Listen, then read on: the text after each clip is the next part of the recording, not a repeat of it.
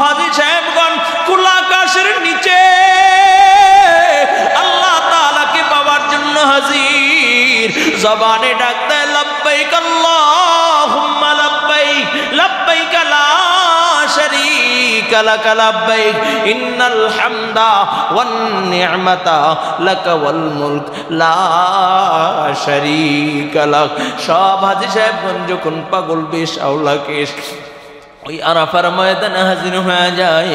আরাফার ময়দানে যখন হাজির হয়ে যায় নবী আমার ডাক দিয়া কয়, যখন হাজী সাহেবগণ আরাফার ময়দানে আল্লাহ তাআলাকে পাবার জন্য হাজির হয়ে যায়, আল্লাহ পাক রব্বুল আলামিন ওই হাজীদের অতীতের সব গুনাহগুলো মাফ কইরা আল্লাহ তাআলা মাসুম বানাইয়া কুদরতি কোলের ভিতরে উঠাইয়া নেয়।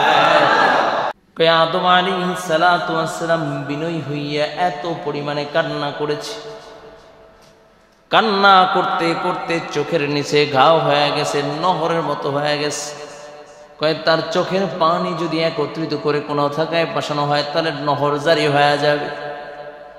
কান্না করতেছে আর চলতেছে, চলতে চলতে চলতে চলতে হঠাৎ করে 300-350 বছর পর নজর করে দেখে পাহাড়ের এক পাশ থেকে হাওয়াকে দেখা যায়।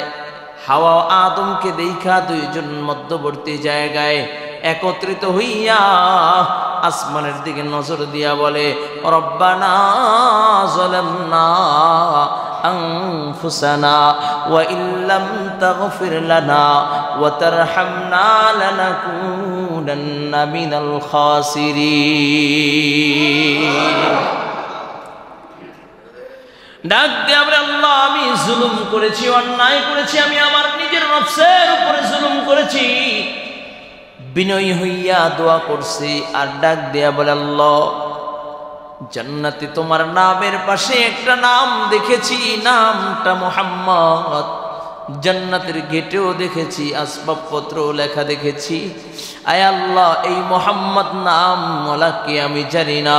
আয় আল্লাহ তোমার কাছে পানা চাই, এই মুহাম্মদ নামের উসিলায় তুমি আমাদেরকে মাফ করিয়া দাও।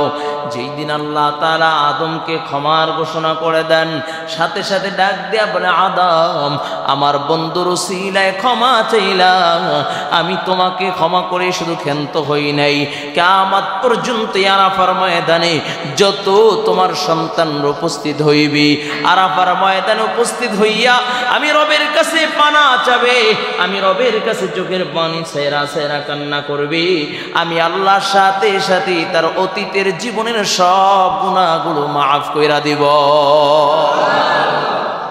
এই জন্য যুবক ভাইরা আমার হাজী সাহেবরা প্রথমে পেহরামের কাপড় বাঁধিয়া বাইতুল্লাহর সামনে লব্বাইক লব্বাইক লব্বাইক লব্বাইক বলে দৌড়ায় আর ডাক দিয়া বলে, আল্লাহ গোলাম হাজির। আল্লাহ পাক রব্বুল আলামিনের পাওয়ার জন্য লব্বাইক লব্বাইক লব্বাইক লব্বাইক বলে দৌড়ায়। হঠাৎ করে এলান হয়ে যায়, ও হাজী সাহেবগণ যেই মালিককে পাওয়ার জন্য এই বাইতুল্লাহর সামনে দাঁড়ায় গেলা, ওই মালিককে আর এখন এখানে পাওয়া যাবে না। যাও যাও মিনার ভিতরে, তাঁবুর ভিতরে যাও, অবস্থান করো। রৌদ্রের ভিতরে প্রচন্ড গরম, 2টা কাপড়, কোনো সুগন্ধি ব্যবহার করতে পারবে না, তেল ব্যবহার করতে পারবে না, 2টা কাপড় পইরা পাগল বেশ দৌড় দেয় মিনার ভিতরে। সারাদিন রৌদ্রের ভিতরে থাইকা মিনার ভিতরে অবস্থান কইরা এখন ডাক দিয়া কয়, ও হাজী সাহেবগণ আল্লাহ তাআলাকে পাওয়ার জন্য বাইতুল্লাহর সামনে দাঁড়ায় গেলা, আল্লাহ তাআলাকে পাওয়ার জন্য মিনায় আসলা, মিনার পাইবা না, মুজদালিফার ময়দানে হাজির হইয়া যাও। মুজদালিফার ময়দানে অবস্থান করতেছে, খাবার নাই, পানি নাই, প্রচন্ড গরম মরুভূমির ভিতরে অবস্থান করতেছে। হঠাৎ করে এলান হয়ে যায়, অমুক টাইমের ভিতরে আরাফার ময়দানে গেলে আল্লাহ তাআলাকে পাওয়া যাওয়া। আরাফার ময়দানে যখন হাজির হয়ে যায়, সব হাজী সাহেবগণ খোলা আকাশের নিচে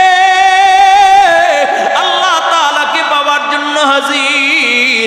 জবানে ডাক দেয় লব্বাইক আল্লাহুম্মা লব্বাইক লব্বাইক লা শারীকা লাকা লাব্বাইক ইন্নাল হামদা ওয়ান নি'মাতা লাকা ওয়াল মুলক লা শারীকা লাক।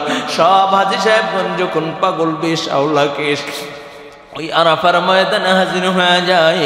আরাফার ময়দানে যখন হাজির হয়ে যায়, নবী আমার ডাক দিয়া কয়, যখন হাজী সাহেবগণ আরাফার ময়দান আল্লাহ তাআলাকে পাবার জন্য হাজির হয়ে যায়, আল্লাহ পাক রব্বুল আলামিন ওই হাজীদের অতীতের সব গুনাহগুলো মাফ কইরা আল্লাহ তাআলা মাসুম বানাইয়া কুদরতি কোলের ভিতরে উঠাইয়া নেয়।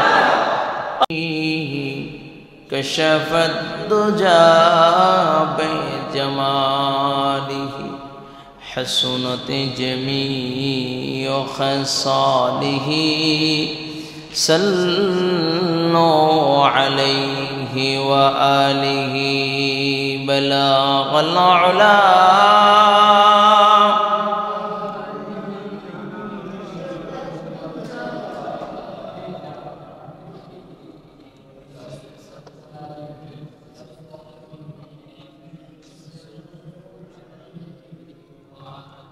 रहे मेरे मस्कन हवाले काबा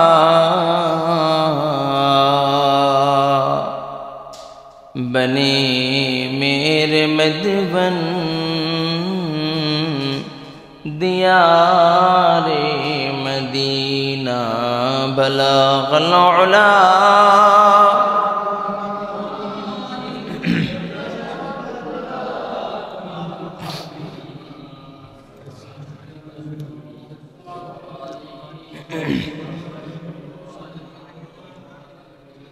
तौहीद की अमानत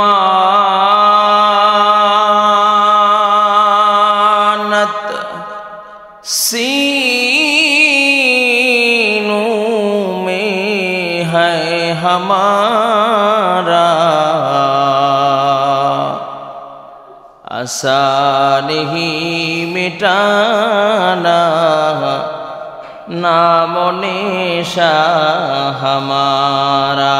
ला इलाहा इल्लल्लाह ला इलाहा इल्लल्लाह ला इलाहा इल्लल्लाह ला इलाहा इल्लल्लाह ला इलाहा इल्लल्लाह।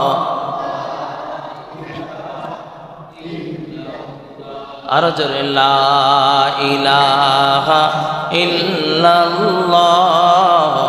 ला इलाहा इल्लल्लाह ला इलाहा इल्लल्लाह ला इलाहा इल्लल्लाह ला इलाहा इल्लल्लाह ला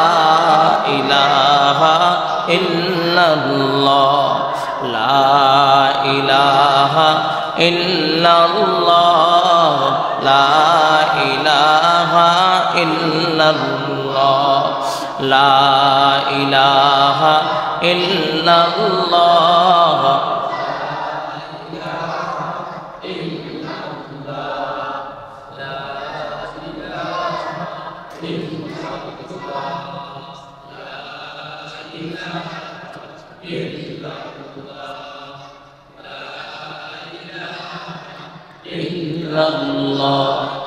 ला इलाहा इल्लल्लाह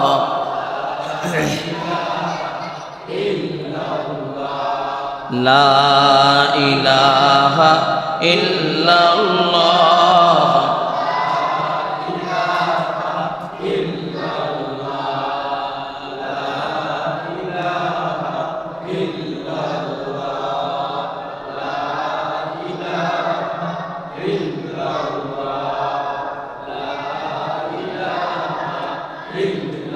अर्जुन ला इलाहा इल्लल्लाह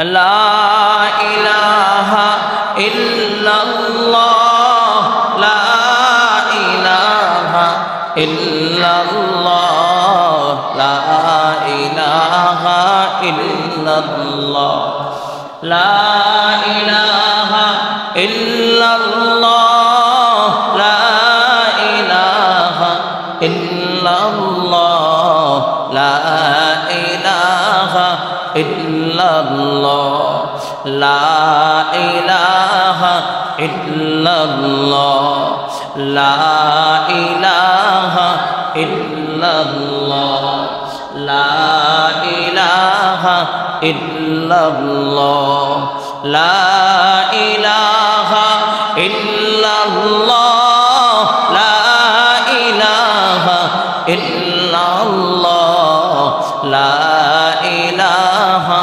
ইল্লাল্লাহ লা ইলাহা ইল্লাল্লাহ লা ইলাহা ইল্লাল্লাহ লা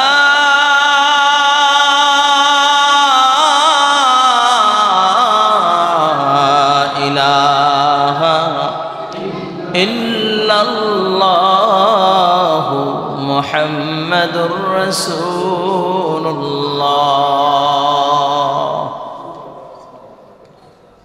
সাল্লাল্লাহু আলাইহি ওয়াসাল্লাম সাল্লাল্লাহু আলাইহি ওয়াসাল্লাম সাল্লাল্লাহু আলাইহি ওয়াসাল্লাম সুবহানাকা লা ইলমা লানা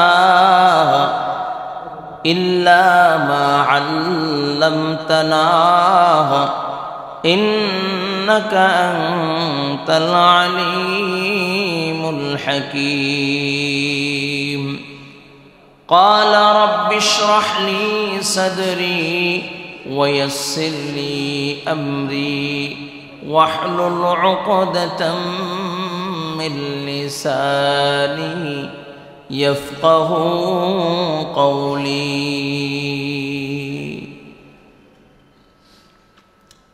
الحمد لله महान रब्बुल इज्जत ও জালালের দরবারে লাখো কোটি শুকর ও সুজুদ জাল্লা পাক রব্বুল আলামিন আপনাকে আমাকে ইয়াউমুল আরাফা আরাফার দিন 9 জিলহজ জুমার দিন জুমার মসজিদে জুমার নামাজের উদ্দেশ্যে আসার বসার তৌফিক দান করেছেন। এই জন্য কালিমাতুশ শুকুর দিল খুলে পড়ি আলহামদুলিল্লাহ। আজকের দিনটা খুবই গুরুত্বপূর্ণ, বরকতপূর্ণ, ফজিলতপূর্ণ। শুধু তাই না, এই দিনটার ব্যাপারে আল্লাহ পাক রব্বুল আলামিন ক্ষমার ঘোষণা করে দিয়েছেন। এই দিনে যদি কেউ রোজা রাখে, আল্লাহ পাক রব্বুল আলামিন তার 1 বছরের সামনের 1 বছরের পিছনের গুনাহ আল্লাহ মাফ করে দেন। ইয়াউমুল আরাফা 9 জিলহজ গুরুত্বপূর্ণ বিষয়। আমাদের দেশের অনেকেই গতকালকে 9 জিলহজ আরাফার দিন হিসেবে রোজা রাইখা ফেলছেন। মনে রাখবেন, ইয়াউমুল আরাফার পরেই হয় ইয়াউমুন নাহর, কোরবানির দিন। যদি আপনি আগের দিন যদি রোজা রাখেন, তাহলে আপনার জন্য আজকের দিনটা হবে কি কোরবানির, ঠিক না? তাহলে হুজুর সৌদি আরবে তো আরাফার দিন তো গতকালকে গিয়েছে। সৌদির সাথে আমাদের সাথে চাঁদের একটা তারতম্য আছে। সৌদির থেকে আরবিতে রাত আগে আসে, দিন পরে আসে।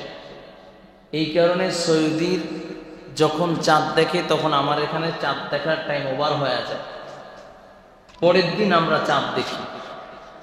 সেই হিসেবে আমাদের হলো আজকে ইয়াউমুল আরাফা, সৌদিতে গতকাল গেছে ইয়াউমুল আরাফা।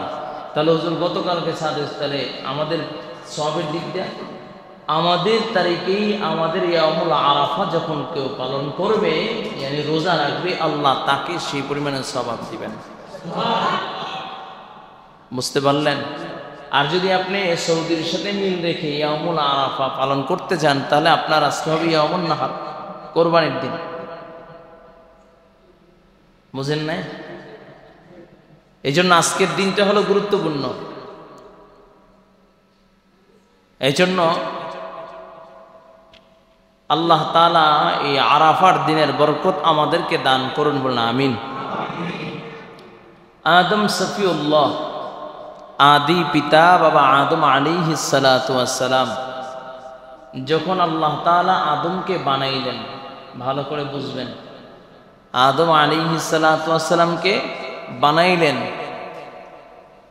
বানানোর আগে ফেরেশতাদেরকে নিয়ে মশওয়ারা করলেন, পরামর্শ করলেন। ওয়া ইয ক্বালা রাব্বুকা লিল মালাইকাতি ইন্নী জাঈলুন ফিল আরদি খলিফা ক্বালু আতাজআলু ফীহা মান ইউফসিদু ফীহা ওয়া ইউসফিকুদ দিমা ওয়া নাহনু নুসাব্বিহু বিহামদি ওয়া নুকদ্দিসু লাক ক্বালা ইন্নী আ'লামু মা লা তা'লামুন। লম্বা আলোচনা গেছে।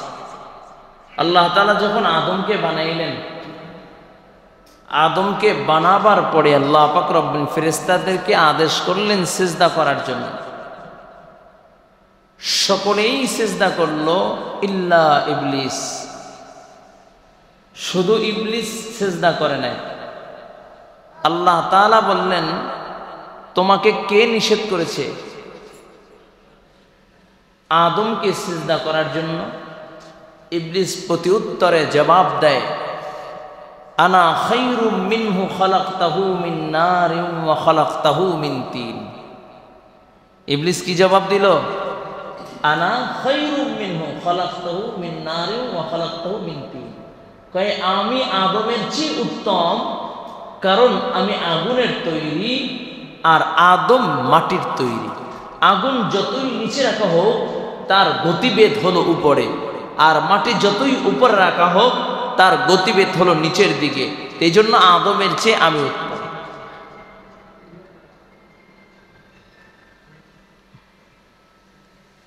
খুব ভালো করে বুঝবেন। ইবলিসকে বললেন আমি উত্তম, আমি শ্রেষ্ঠ, আমি দামি আদমের চেয়ে। আল্লাহ পাক রব্বুল আলামিন লাআনাতের জিনজির গলায় পড়াইয়া ইবলিসকে জান্নাত থেকে বের করে দিলেন। কিয়ামত পর্যন্ত যদি কেউ অহংকার করে, সে যেন আমার রবের চাদর নিয়ে টানাটানি করল। নাউজুবিল্লাহ বললে গুনাহ হবে। অহংকার করা যদি কারো স্বভাব পেত, তাহলে সে হলো মুহাম্মদুর রাসূলুল্লাহ। রাসূল সাল্লাল্লাহু আলাইহি ওয়াসাল্লাম বলেন, ওয়ালা ফখরান, আমার ভিতরে কোনো ফখর নাই, অহংকার নাই। যেখানে নবী বলেন আমি ফখর করি না, আমার ভিতরে কোনো অহংকার নাই, সেখানে আপনি আমি যদি অহংকার করি, সেটা কি শোভা পায়? অহংকার করা হলো ইবলিসের স্বভাব, আর বিনয়ী হওয়াটা হলো আদমের স্বভাব। বুঝলেন? সামনে গেলে আর একটু সহজে বুঝবেন।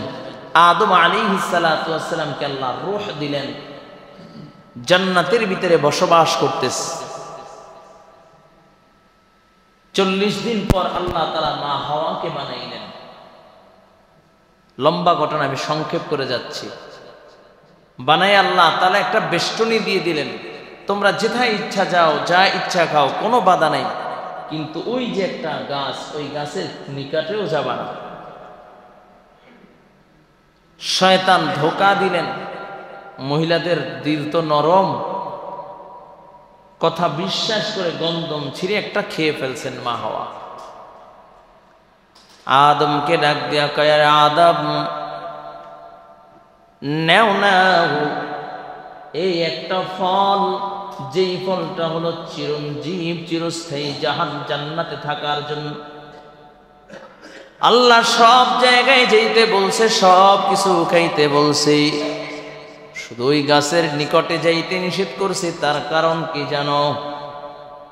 কয় বড় হুজুর আসছিল, সে বলছে ওই গাছের ফল যদি কেউ একবার খেয়ে ফেলে, সে জান্নাত থেকে আর কোরশিন কালেও বের হবে না।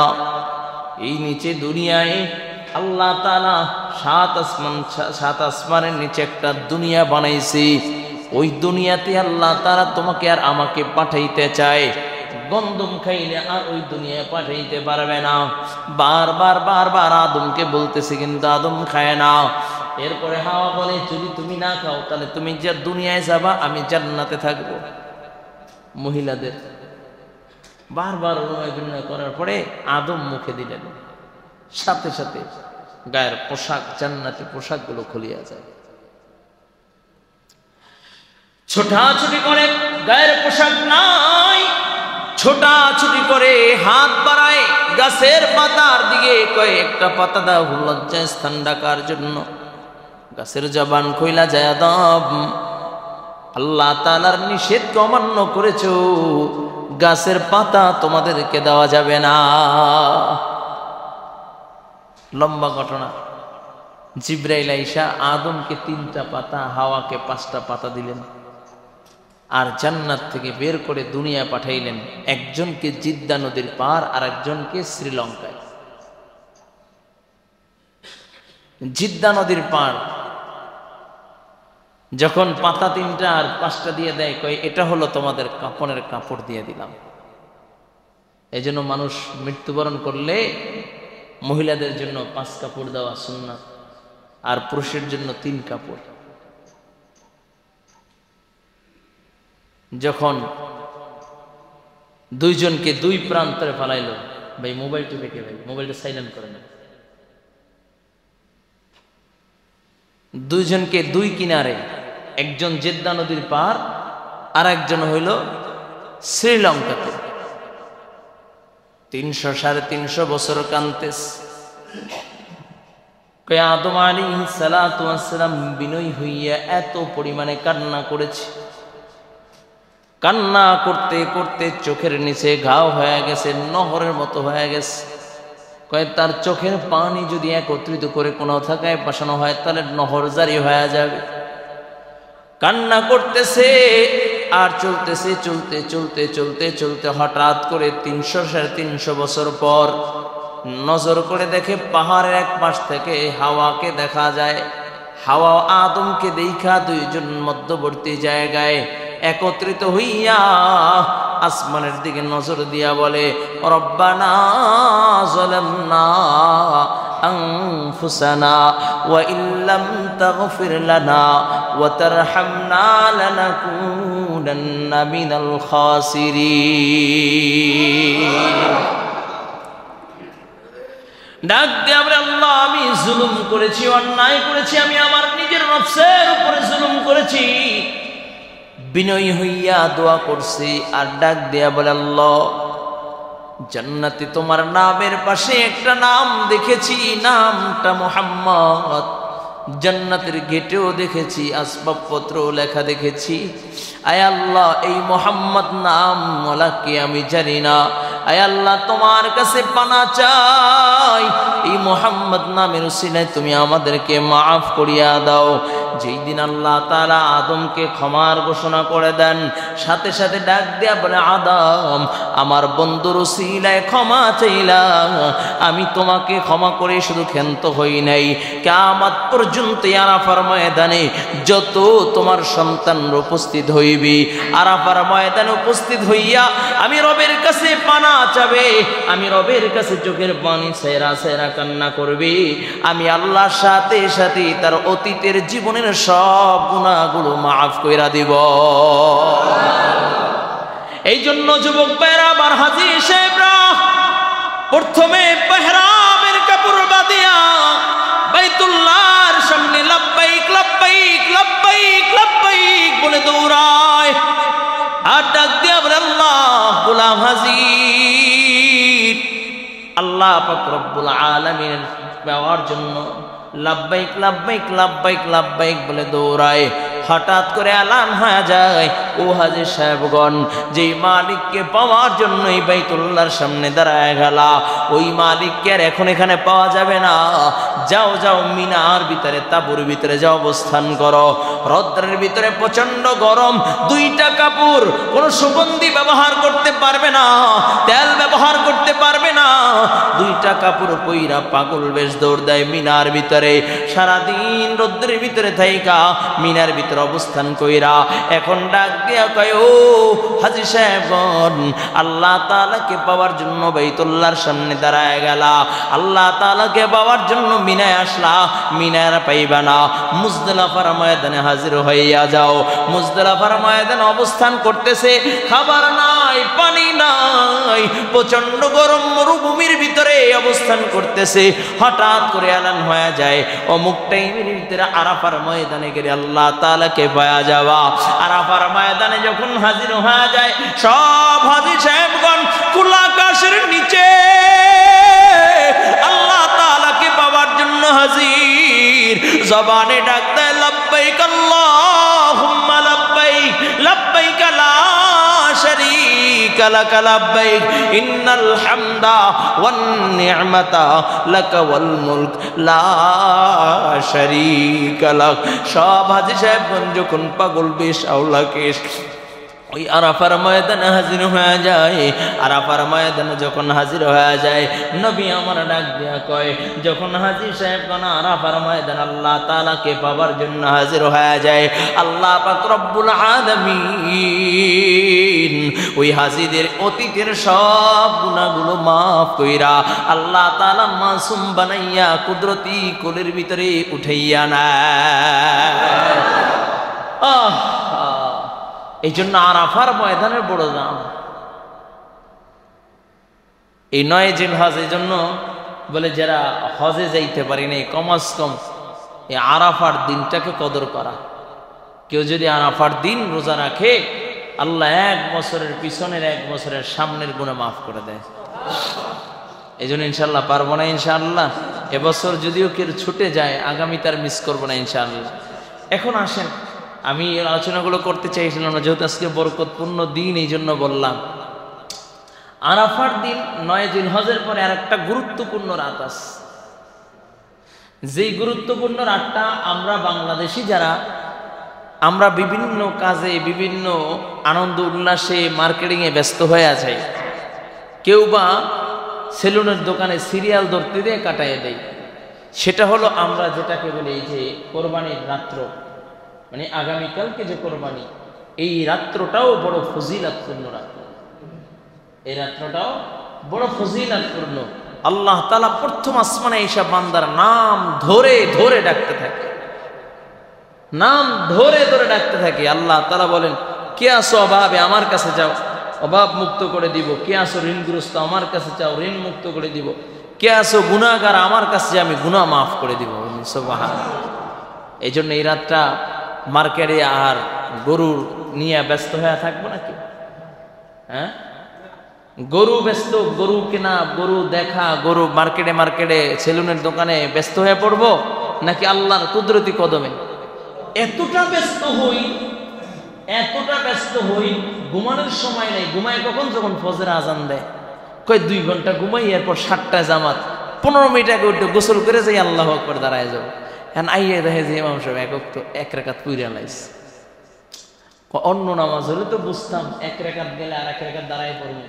ঈদের নামাজে তো 3টা তাকবীর আছে না, আগে দেবো না পরে দেবো না, দেবো কিনা দেবো চিন্তা করে নামাজ শেষ করে, হুজুর ঈদের নামাজ তো 1 রাকাত পাই নাই, পরে 1 রাকাত পইরা নিছি, কিন্তু তাকবীর তো দেই নাই, কি নামাজ হয়েছে কি হয় নাই? এমন হয় কিনা? হ্যাঁ না, আমাদের তো ইবাদত, আমাদের আনন্দের সাথে ইবাদত মিশ্রিত। কি বলেন? আমাদের আনন্দের সাথে ইবাদত মিশ্রিত। দেখেন ঈদগাহে আসবে সব মানুষগুলো, কে ধনী, কে ফকির, কে মিসকিন, কে কোটিপতি, দেখার সুযোগ নাই, সবাই সে এক কাতার দাঁড়াবে। আসার কত সুন্দর আমল দেখেন, ঈদের দিনের কত সুন্দর আমল। কয় দ্রুত তোমরা সকাল সকাল দ্রুত তোমরা জেগে যাবা, রাত ঘুম থেকে দ্রুত উঠবা, ওইটা সুন্দর করে মেসওয়াক করবা, ওযু করবা, গোসল করবা, সুন্দর গোসল কইরা এরপরে সুন্দর পোশাক পরবা, খুশবু লাগাবা। প্রত্যেকটা সুন্নাত, প্রত্যেকটা সুন্নাত, আর প্রত্যেকটা সুন্নাতের সাথে নেকি আছে। কি বলেন? এখন আমরা এত ব্যস্ত হয়ে পড়ি, এই সুন্নাতগুলোর উপর আমল করার সুযোগ আমাদের হয়। কি বলেন? ঠিক কিনা? না ভুল বললাম? কথা বলে না, কথা বলে না। আমরা কোরবানি দেই আল্লাহর জন্য। কার জন্য? আরো জোরে বলেন। কোরবানি আল্লাহর জন্য দেই। কোরবানি পশু যেমনি ভাবে তাহকিক করে কিনি, যেমনি ভাবে পরিশ্রম করে কিনতে যাই, ঠিক নামাজও তো আল্লাহর জন্য পড়ি। এই নামাজটাও যদি ওইভাবে তাহকিক সহকারে হইতো, ওইভাবে আল্লাহর সন্তুষ্টির জন্য হইতো, প্রত্যেকটা বান্দা আল্লাহ তাআলার আবেদ হইয়া ওলির খাতায় নাম উঠে যাইতো। ঠিক কিনা যারা বলেন? অথচ কোরবানির গরু কিনতে যায় নামাজ শেষ। কোরবানি গরু কিনতে যে আজ জোহর গেল, আসর গেল, মাগরিব গেল, এসাও আসছি বাসায়, কয় আর ভাল লাগে না, কটা বাদ দাও, খাইয়া ব্যাস এসাও গেল। কোরবানি করা কি? জোরে বলেন, জোরে বলেন। কোরবানি করা কি? আরো জোরে। কোরবানি করা। আচ্ছা, জোহরের নামাজ পড়া, আসর, মাগরিব, এশা, আপনি 4 ওয়াক্ত নামাজ কাজা করলেন, এক ওয়াজিবকে ওয়াজিব করতে যা আল্লাহ তাআলা তেমন বিধান দেন। খালিদ বিন ওয়ালিদ রাদিয়াল্লাহু তাআলা আনহু যুদ্ধের ময়দানে গেছেন। যুদ্ধের ময়দানে যুদ্ধ করতেছে, তুমুল বেগে যুদ্ধ। 60,000-এর বিরুদ্ধে মাত্র 60 জন নিয়ে। সন্ধ্যা যখন ঘনায়া যাবে, যুদ্ধ শেষ, মুসলিম সেনাপতি চিন্তা করলেন 60 জনকে খালিদ বিন ওয়ালিদের নেতৃত্বে ছেড়ে দিলাম, যে দেখি তাদের লাশগুলো কোথায় পড়ে আছে। যা দেখে 60 জন এক কর্নারে বসে রয়েছে। জোরে কান সুবহানাল্লাহ। 60 জন এক কর্নারে বসে আছে। মুসলিম সেনাপতি কয়, তাড়াতাড়ি তোমরা উযু করে নামাজ পড়ে ফেলো, সূর্য ডুবে ডুবে। ডাক দিয়া খালিদ বিন ওয়ালিদ ডাক দিয়া বলে, হে মুসলিম সেনাপতি, জিহাদ হলো এক ফরজ, আর এক ফরজকে জিন্দা করতে গিয়ে আরো 2টা ফরজ জলাঞ্জলি দিতে পারি না। আমরা জিহাদ করে বিজয় এনেছি এবং আল্লাহর হুকুম জোহর আসরও পড়ে নিয়েছি। বলুন সুবহানাল্লাহ। এটাই তো হবে মুসলিমদের আদর্শ। আগামীকালকের এক দৃশ্য হবে, মাশাআল্লাহ, গরু জবাই দিবেন। কি বললেন? লা ইয়ানালাল্লাহু লুহুমুহা ওয়ালা দিমাউহা ওয়ালাকিন ইয়ানালুহুত তাকওয়া মিনকুম। বললাম তাকওয়ার ওয়াজ। কোরবানি করি তাকওয়ার জন্য। কয় আল্লাহ তাআলা গোশত দেখেন না, পশু দেখেন না, রক্ত দেখেন না, বান্দার অন্তর দেখেন। যদি অন্তরে আল্লাহর রেজামন্দির জন্য হয়, জবকিত পশুর রক্ত জমিনে পড়ার আগে আল্লাহ কোরবানিকে কবুল করে নেয়। এই ওয়াজ শুনতেছি, এই ওয়াজ নিজেও জানি, কিন্তু যখন কোরবানি করলাম, এই কোরবানির গোশত বানাইতে বানাইতে জোহর গেল, বন্টন করতে করতে আসর গেল, পৌঁছাইতে পৌঁছাইতে মাগরিব গেল, খাইতে খাইতে এশা গেল।